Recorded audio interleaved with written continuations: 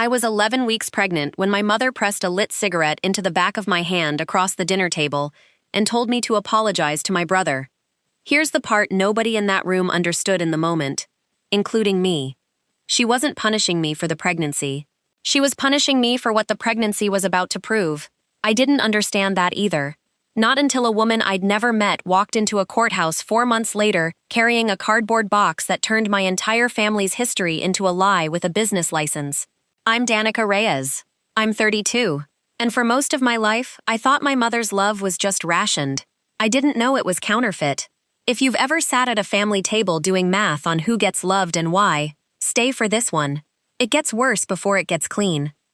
My family runs Reyes & Cade Fine Estate Auctions. 3 generations, a converted mill building downtown, with a reputation for handling the kind of inherited silver and oil paintings that make grieving families feel like their grief has resale value. My mother, Carla, built it from her own mother's single stall at a flea market into something with a velvet rope and a mailing list of collectors. Her whole philosophy in 5 words. Provenance is everything, Danica. Provenance. The paper trail proving a thing is exactly what it claims to be. That it came from where it says it came from, owned by who it says owned it. My mother could authenticate a chair by the grain of its dovetail joints. She built her entire identity on being the person who could tell you what was real. She also ran her children through the same process. My brother Isaac got authenticated every morning. She'd meet him at the bottom of the stairs, adjust his collar, comment on his posture, tell him which tie photographed better for the gallery Instagram. He was, by her own words, spoken once to a client while I stood 4 feet away restocking catalog binders. The genuine article. I got a nod. Sometimes not even that. I want you to sit with that phrase for a second, because it's going to matter more than you think in about 10 minutes. I left the business at 22, became a large animal vet tech instead, work my mother once described at a charity gala, in front of 6 of her best clients, as hands-on in a way we didn't really plan for her. I met my husband Theo when he brought in an injured barn owl someone had hit with a truck. He's a high school woodshop teacher. He builds things that don't need appraising to be worth something. My mother met him once, shook his hand for exactly as long as etiquette required, and never asked about him again. Isaac married a woman named Priya 2 years ago. Beautiful wedding. My mother cried real tears at that one. I checked, I was watching, and within 6 months, the questions started. When's the nursery going in? We need an heir for the gallery name. Grandma Reyes waited her whole life for a great-grandchild to leave the good pieces to. What none of us said out loud for a long time.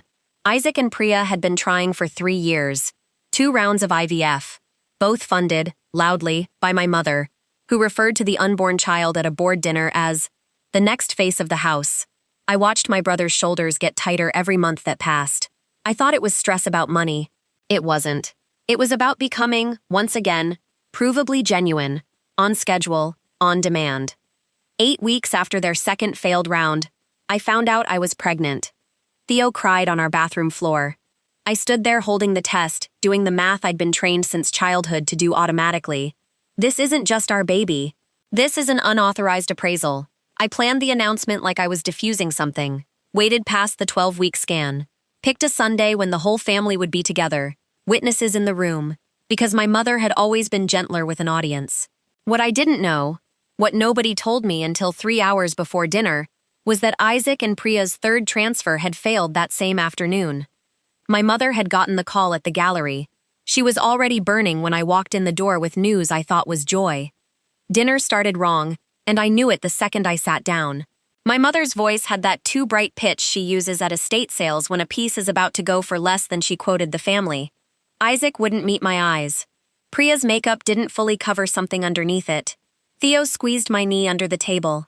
Our signal, developed over years, meaning not tonight. But he was proud, and proud people talk before they think. We actually have some news, he said, glass already lifting. I watched my mother's face do something I had never once seen it do. Go completely, glassily still. I'm pregnant, I said, because the sentence was already airborne, and it was mine to land. Isaac's water glass didn't move. Priya's hand found her mouth, and my mother rose from her chair the way weather rises off a lake, reached across the table, picked up the lit cigarette resting in the ashtray she thinks nobody notices she still smokes, and pressed it into the back of my hand. You don't get to be the one who's real, she said. Not you. I want to be precise about what happened next, because precision is the only thing that saved me later. Theo was up and between us before I even registered pain.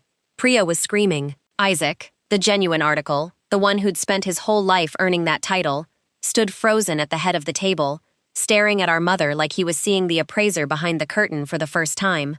My father didn't move at all. He never did. I sat in urgent care 2 hours later with a second-degree burn dressed in gauze and a doctor asking, gently, how it happened. Here's the sentence I'd rehearsed my whole life without knowing it. I grabbed the wrong pan off the stove. I looked at the dressing on my hand. I thought about the baby, 11 weeks in, entirely unaware that her mother was still doing the family's oldest math. Protect the story, protect the house, protect Carla. My mother did this to me, I said instead. On purpose. At dinner. It went in the chart. Charts don't recant. My father showed up at our apartment the next morning holding a shoebox he wouldn't set down until he was sitting. Inside were letters. Dozens. Return address. A town 2 states over. A name I didn't recognize. Renata Cade. Same last name as the gallery. My mother's maiden name is Reyes. Cade was my grandmother's name. Your mother had a sister, my father said. Older sister. Deborah, Renata's mother, was disinherited from the estate business in 1991. Cut out of the will completely. Your grandmother told everyone Deborah stole from the gallery. Forged a provenance document on a piece that sold for $80,000. He turned a letter over in his hands. She didn't steal it, Danica. I found out 15 years ago and I never told a soul. Your mother forged it. Deborah found out and threatened to report her. So your grandmother sacrificed her own daughter to protect the business your mother was about to inherit. I sat very still. Why are you telling me now? Because Renata called me last week. She's coming here. She has the original paperwork. Real provenance this time. And Danica? She's been building a case against the gallery for 3 years. Renata Cade walked into my apartment 2 days later carrying a banker's box instead of a suitcase. She looked nothing like my mother, and everything like the family photos before 1991. The ones with people scissored out of the corners. She set 3 documents on my kitchen table, a bill of sale, a conservator's letter, a signature comparison, side by side, 29 years apart, showing my mother's handwriting matching the verified signature on the fraudulent authentication that got her own aunt erased from the family for a crime my mother committed. The genuine article, Renata said quietly, reading the phrase off my face like she already knew it lived there. That's what she called your brother. Do you know what she called my mother the week she found out? A problem with provenance. She looked at me, at my bandaged hand, at the curve just starting under my shirt. She doesn't authenticate love, Danica. She authenticates usefulness, and the second you're not useful, she reclassifies you as a fake. By the following week, my mother had a version of events circulating through her client list. A family disagreement. Danica's always struggled with boundaries. Pregnancy hormones. We're praying for reconciliation. I didn't post anything. Didn't argue in group texts. I did the one thing the unmeasured child in every family is trained to do without knowing it. I built a paper trail. Medical records. Photos of the burn. Dated, time-stamped. And, with Renata's help, a forensic document examiner's written opinion on the 30-year-old forgery that had quietly funded my mother's entire empire. I filed for a protective order on a Tuesday. My father signed a witness statement, first time in 36 years of marriage he'd testified against her, and added one line at the bottom I didn't ask him to write. I should have said something in 1991. I'm saying it now. Isaac didn't sign anything for 2 weeks. I didn't blame him. He'd spent his whole life being the genuine article. Admitting the whole appraisal system was rigged meant admitting his value in that house had never been about him either. Then, at 1 a.m., my phone lit up. File it, I'll testify. I found out this week she rescheduled our 4th transfer around a gallery trunk show. I'm done being managed. The hearing was 11 days out. My mother's lawyer, dressed for the courthouse instead of the gallery floor, approached mine at the recess with an offer that had clearly been drafted with real care. Withdraw the petition. Structured family counseling. And this was the part designed to work.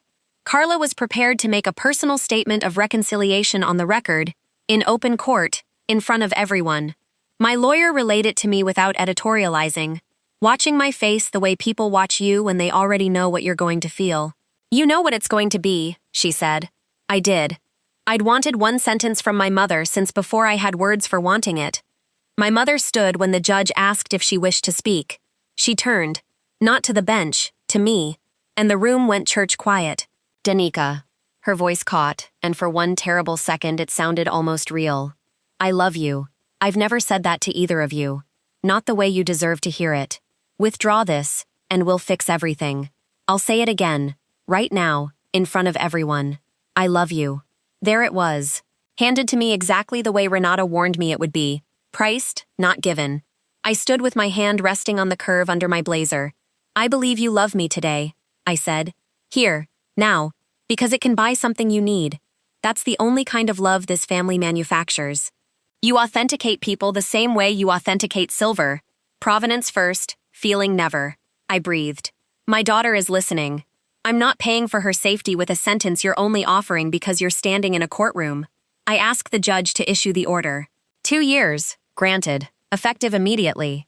My mother gathered her bag and walked out at gallery opening pace, chin level, heels striking the tile in a rhythm I'd heard my entire childhood.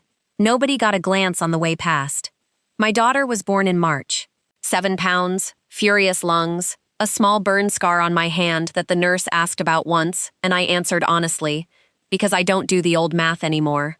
Renata's document examiner's findings became part of a separate civil case that, last I heard, is quietly unwinding 30 years of fraudulent provenance on gallery pieces worth more than I'll make in my lifetime. The gallery is still open, still elegant, still fooling people who don't know what's underneath the varnish. Isaac's 4th round worked. He calls me now without an occasion attached, which he never used to do. Priya says their daughter and mine are going to grow up unauthenticated. Her word, and I love her for it. On my refrigerator, held by a magnet shaped like a barn owl, there are 2 photographs, a sonogram, and a 1991 bill of sale that proves an entire family history was built on a lie authenticated by the one woman who called herself the expert on what's real. Only one of those documents gets to define my daughter. Here's what I know, a year out. Some people will only ever offer you love as a closing price on a deal that costs you everything else.